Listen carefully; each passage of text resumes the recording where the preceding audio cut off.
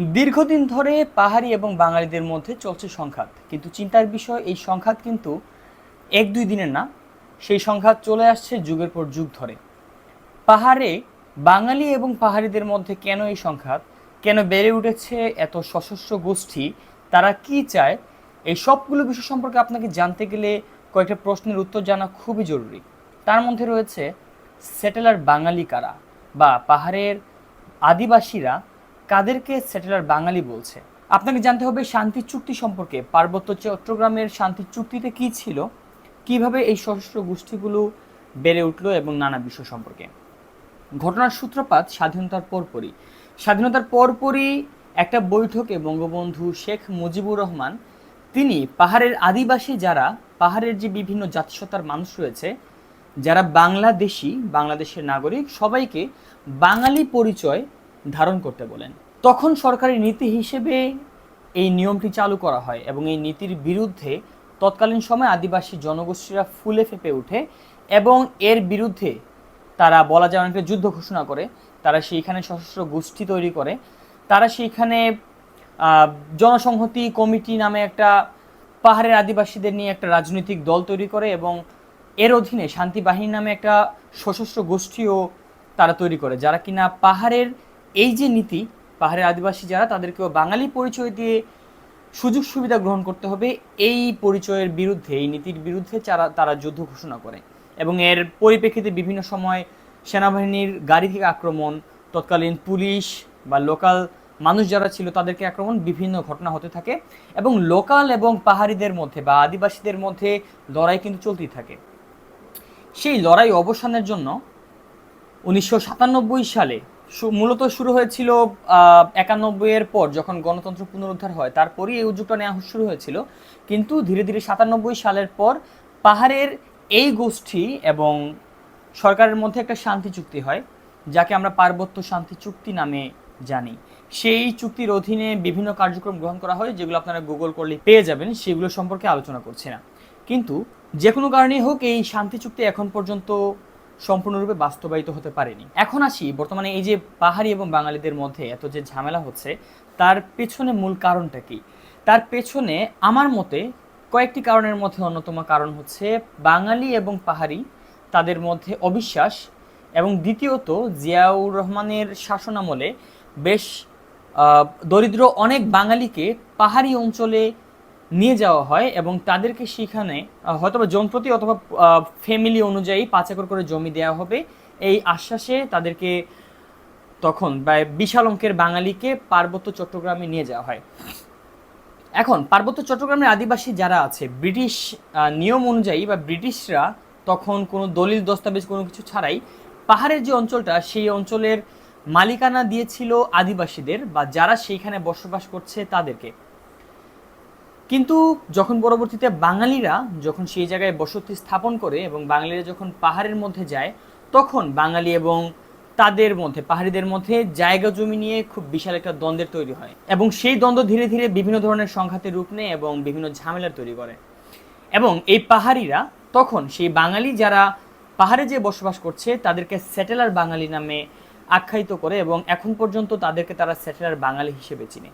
এরপর শান্তি চুক্তি বাস্তবায়িত না হওয়ার ফলে ইউপিডিএফ আবার ভেঙে ইউপিডিএফ গণতান্ত্রিক, এই ধরনের বেশ কিছু আরও অনেকগুলো সশস্ত্র গোষ্ঠী তৈরি হয়, যারা বিভিন্নভাবে, অনেকে ত্রিপুরাতে গিয়ে সশস্ত্র ট্রেনিং নিয়েছে, যারা সেই এলাকার মধ্যে বিভিন্ন লুটতরাজ বা বিভিন্ন ধরনের তাণ্ডব চালাচ্ছে। সেখানে অনেক পাহাড়িরা তাদের সাথে রয়েছে এবং বেশ অধিকাংশ পাহাড়িরা কিন্তু তাদের সাথে নেই বা তারা কিন্তু শান্তিপূর্ণ জীবনযাপন করতে চায়। এই যে এতগুলো ঘটনা বিক্ষিপ্তভাবে বললাম, এই মুহূর্তে যদি আপনাকে প্রশ্ন করা হয় তাহলে ঝামেলার মূলে আসলে কারা বা ঝামেলার থেকে পরিত্রাণের উপায় কি? পাহাড়ের যারা আছে বা পাহাড়ি বাঙালি যারা আছে, তাদের এই যে জমি জমা সংক্রান্ত যে বিভিন্ন সমস্যা, সেই সমস্যাগুলোর জন্য তাদেরকে বিভিন্ন পারমিশন নিতে হয় বা এই জমি জমা সংক্রান্ত যে কোনো ডিসিশনের জন্য সেইখানে পাহাড়ের যে বা পার্বত্য চট্টগ্রামে যে রাজা আছে, যে রাজারা সেখানে শাসন করে, তাদের কাছ থেকে অনুমতি নিয়ে আরও বিভিন্ন বিষয় আছে, সেটা চট্টগ্রামে যারা আছেন তারা জানবেন ভালো মতো, এবং এই বিষয়ে আপনারা চাইলে খোঁজ খবর করতে পারেন। কিন্তু এখন বর্তমানে বাঙালি এবং পাহাড়িদের মধ্যে সবচেয়ে বড় যে প্রবলেম, সেই প্রবলেমটা হচ্ছে তাদের মধ্যে অবিশ্বাস। যখন পাহাড়ি এবং বাঙালিদের মধ্যে এত সব ঝামেলা হচ্ছিল, তখন বাঙালিদেরকে সরিয়ে আলাদা একটা অঞ্চল, গুচ্ছ গ্রামের মতো কিছু অঞ্চল দেওয়া হয় পাহাড়ি অঞ্চলে, এবং সেইখানের মধ্যেও দেখা যায় বিভিন্ন সময় পাহাড়িরা গিয়ে আক্রমণ চালায়। এবং এই বিশ্বাস অবিশ্বাসের মূলে যখন পাহাড়িরা আসলে বাঙালিদেরকে হয়তোবা স্থান দিচ্ছিল না বা তাদের সাথে ঝামেলা করছিল বেশি, তখন আসলে সেনাবাহিনী সেখানে হস্তক্ষেপ করে, এবং আমরা বর্তমানে যেটা দেখি যে সেনাবাহিনীর অধীনে পাহাড়ের অঞ্চলটা শাসিত হচ্ছে। তো এই প্রবলেমগুলোর মূলে বাঙালি যারা আছেন এবং পাহাড়ি যারা আছেন তাদের দুই পক্ষেরই আপনারা বিভিন্ন ধরনের দ্বিমত লক্ষ্য করবেন, এবং এক একজন এক একভাবে সেই বিষয়গুলো বিশ্লেষণ করছেন। কিন্তু এই জাজমেন্টে যদি আপনাকে যেতে হয়, সেই ক্ষেত্রে কয়েকটা বিষয় আপনাকে মাথায় রাখতে হবে। বাঙালি এবং বাংলাদেশি দুটো টার্ম কিন্তু ভিন্ন। যারা বাংলাদেশি নাগরিক তারা সবাই বাংলাদেশি, কিন্তু বাঙালি জাতিসত্তা এবং আদিবাসী যারা, তারা কিন্তু একই জাতিসত্তা না। বাঙালি জাতিসত্তা সম্পূর্ণ আলাদা, এবং পাহাড়ে যারা বসবাস করছে, মুরং আছে, চাকমা আছে, ত্রিপুরা আছে, আর বিভিন্ন যে জনগোষ্ঠী যারা বসবাস করছে, আদিবাসী যাদেরকে আমরা বলছি বা অনেক সময় উপজাতি যাদেরকে বলছি, তারা কিন্তু যুগের পর যুগ ধরে সেই পাহাড়ি অঞ্চলে বসবাস করে আসছে, এবং তাদের কিন্তু জাতিসত্তা আলাদা, তাদের কথাবার্তা, তাদের ধর্ম, তাদের প্র্যাকটিস, আচার আচরণ সব কিছু কিন্তু আলাদা। তো ঘটনার সূত্রপাত হয়েছিল তখন যখন বাংলাদেশি সবাইকে বাঙালি জাতিসত্তা হিসেবে পরিচয় দেওয়ার জন্য বলা হয়েছিল। তারপর যখন পাহাড়ি জনগোষ্ঠীরা যখন বাঙালিদেরকে গ্রহণ করতে পারেনি, এখন তাদের মধ্যে একটা বিশ্বাস অবিশ্বাসের বিভিন্ন পর্যায়ে রয়েছে। তো এখন আসলে সলিউশনটা কি? এই সলিউশনের জায়গায় যেটা আমার কাছে মনে হয়, অবশ্যই পাহাড়ে যারা আছেন এবং বাঙালি যারা আছেন সবার একটা সহ অবস্থান জরুরি। যদিও এই বিশ্বাস অবিশ্বাসের খেলার মধ্যে বিশ্বাসটা করা বা এক দল আরেক দলকে বিশ্বাস করবে, এই বিষয়টা খুবই জটিল। তাহলে এখানে কি করা প্রয়োজন?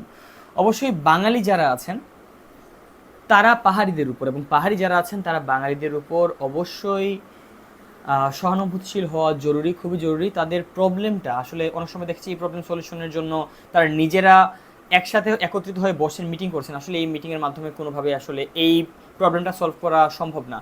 পাহাড়ে যে শান্তি চুক্তি আছে, সেই শান্তি চুক্তিতে যদি কোনো সংশোধন প্রয়োজন হয়, সেই শান্তি চুক্তির সংশোধনটা করা জরুরি, এবং এই শান্তি চুক্তি যাতে কঠোরভাবে বাস্তবায়ন করা হয় উভয় পক্ষ থেকে, সেই বিষয়টাও জরুরি। সেখানে পাহাড়ি যারা আছেন, আদিবাসী যারা আছেন, তাদের কাছে অনুরোধ রাখবো আপনারাও সহনশীল হন, এবং বাঙালি যারা আছেন আপনারাও সহনশীল হন, এবং একটা মিথস্ক্রিয়া বা সহ অবস্থান ছাড়া আসলে এই প্রবলেমটা কোনোভাবেই সংশোধন করা কোনোভাবেই সম্ভব না।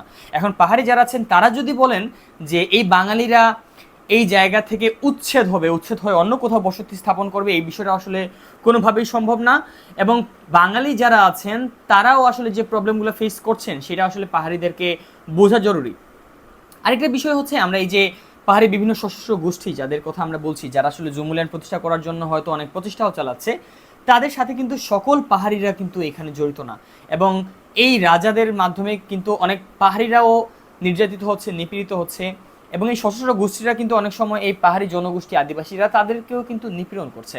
এবং সেনাবাহিনী কর্তৃক যে আদিবাসীরা কিছু ক্ষেত্রে নিপীড়িত হচ্ছে না, সেটাও কিন্তু আসলে বলার কোনো স্কোপ নেই। তাই বিষয়টা আসলে খুবই ঘোলাটে। আমরা যতই কিনা একপাক্ষিকভাবে বিষয়টা চিন্তা করি, আসলে একপাক্ষিকভাবে চিন্তা করার কোনো সুযোগই নেই। আমরা হয়তো সমতলে বসে পাহাড়ের ঝামেলা নিয়ে বিভিন্ন ধরনের যুক্তিতর্ক বিভিন্ন কিছু দিচ্ছি, কিন্তু পাহাড়ি জনগোষ্ঠীদের উভয় পক্ষের কথা না শুনে, উভয় পক্ষের স্টেটমেন্ট না শুনে, তাদের উভয় পক্ষের প্রবলেম না শুনে শুধুমাত্র এই জুমল্যান্ড প্রতিষ্ঠা করা হচ্ছে, সশস্ত্র গোষ্ঠী, বাঙালিরা সেটেলার, এই ধরনের বিভিন্ন টার্ম ইউজ করে আসলে কোনো ধরনের সলিউশন আনা সম্ভব না। তাই সলিউশন আনার জন্য আমার কাছে মনে হয় পাহাড়ি শান্তি চুক্তি কঠোরভাবে বাস্তবায়ন করা জরুরি, এবং এই পাহাড়ি শান্তি চুক্তিতে যদি কোনো ধরনের সংশোধন আনার প্রয়োজন হয়, যেহেতু সেই শান্তি চুক্তি করা হয়েছিল 1997 সালে, সেই ক্ষেত্রে প্রাতিষ্ঠানিকভাবে এই চুক্তিটা বাস্তবায়নের জন্য এই চুক্তি সংশোধন করা এবং এর বাস্তবায়ন খুবই জরুরি। আশা করছি পাহাড়ি আদিবাসী যারা আছেন আপনারাও একটু শান্ত হন, এবং বাঙালি যারা আছেন আপনারাও একটু শান্ত হন। এবং এই মুহূর্তে যেহেতু বাংলাদেশের একটা টার্নওভার হয়েছে, একটা রাজনৈতিক খুব একটা টার্নওভার আমরা দেখেছি, একটা বিপ্লব দেখেছি, সেই জায়গাতে এমনও হতে পারে যে বিভিন্ন গোষ্ঠী আসলে তারা বিভিন্ন গুজব ছড়ানো এবং বিভিন্ন তাদের কাজের মাধ্যমে হয়তো তরুণ যারা আছেন তাদেরকে উস্কানি দেওয়ার চেষ্টা করছে, এবং বাঙালি এবং আদিবাসীদের বিভক্ত করার চেষ্টা করছে। আমরা সবাই বাংলাদেশি নাগরিক, এবং সবার আসলে সমান অধিকার আছে, মৌলিক অধিকার সবারই সমান। আমাদের সহ অবস্থানটা খুবই জরুরি, এবং এই প্রবলেমগুলো সলভ করার জন্য আমাদের সবার একসাথে কাজ করা প্রয়োজন, এবং এই সকল চক্রান্ত যেগুলো হচ্ছে সেই চক্রান্তগুলোকে নস্যাৎ করার জন্য আমরা একসাথে মিলেমিশে কাজ করি, সেটাই আমাদের সবার জন্য মঙ্গল।